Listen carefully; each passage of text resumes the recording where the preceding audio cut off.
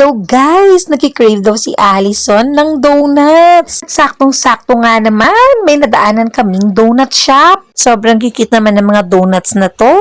Parang ayaw ko nang kainin.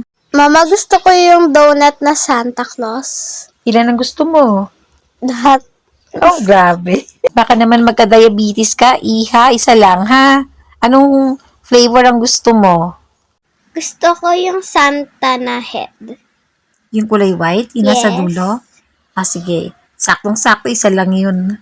Siyempre, hindi natin matitiis si Bunso. So, binilan ko siya ng isang Santa Claus na donut. Dati, favorite ko din yung mga donuts. Kaya nga lang, masyado nang mataas ang aking blood sugar. Kaya, iniiwasan ko na kumain ng matatamis. Thank you, Mama. Thank you.